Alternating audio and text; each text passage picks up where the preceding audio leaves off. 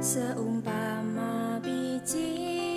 Shalom, saudara kasih Tuhan, kembali kita pagi ini dalam renungan pagi dengan tema yang lain, tema yang baru. Dan pagi ini untuk beberapa hari ke depan kita akan belajar dengan satu tema, yaitu jika kita bisa berdiri di hari ini.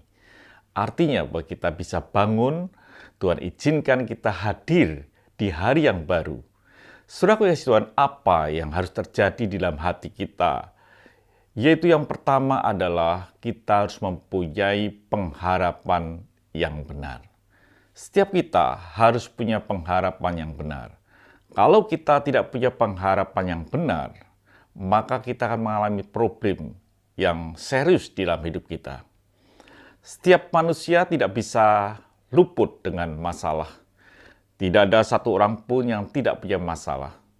Kalau masalah itu bisa diselesaikan dengan uang, maka orang-orang kaya tidak punya masalah dalam hidupnya. Kalau kekayaan bisa menyelesaikan, otomatis tidak ada masalah dalam hidup dia. Ternyata orang kaya pun banyak masalah.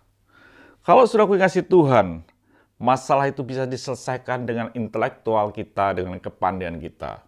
Seharusnya orang yang pandai, yang punya intelektual yang luar biasa, tidak punya masalah. Tapi kenyataannya bahwa orang-orang yang berintelektual tinggi pun mempunyai masalah. Begitu juga ada orang sehat dan lain sebagainya. Setiap kita pasti punya masalah. Dikatakan dalam Matius 6 ayat yang ke-34. Sebab itu janganlah kamu khawatir akan hari besok. Karena hari besok mempunyai kesusahannya sendiri. Kesusahan sehari cukuplah untuk sehari. Artinya, setiap kita hadir, pasti kita punya masalah. Punya problem dalam kehidupan kita. Itu pasti. Lalu apa yang harus kita perbuat? Yang saya katakan, kita harus punya pengharapan yang benar di hari ketika engkau bisa berdiri atau hadir di hari ini. Di dalam Ibrani 6 ayat yang ke-19 dikatakan, pengharapan itu adalah sauh yang kuat dan aman bagi jiwa kita yang telah dilabuhkan sampai ke belakang tabir. Kita harus punya pengharapan dalam hidup ini. Sekalipun ketika kita bangun, kita sudah tahu bahwa apa masalah kita. Ya mungkin yang kemarin belum selesai. Ya hari ini mesti kita lanjutkan atau kita hadapi.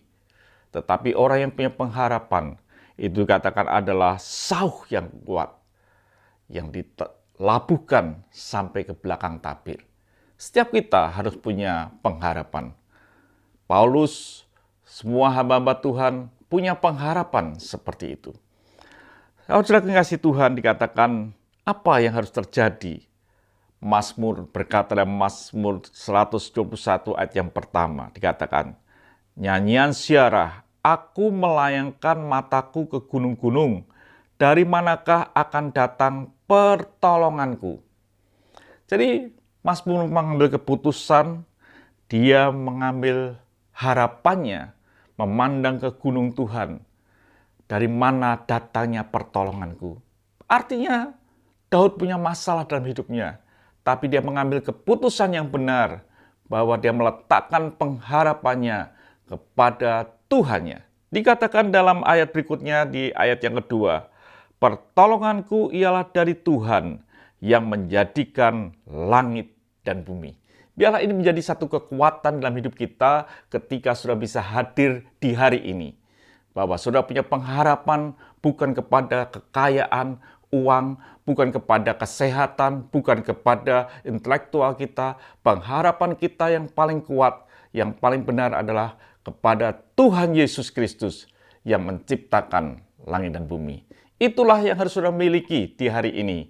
Biarlah setiap kita punya pengharapan di hari engkau bisa berdiri di hari ini. Tuhan memberkati. Sampai jumpa esok pagi. Mari kita berdoa.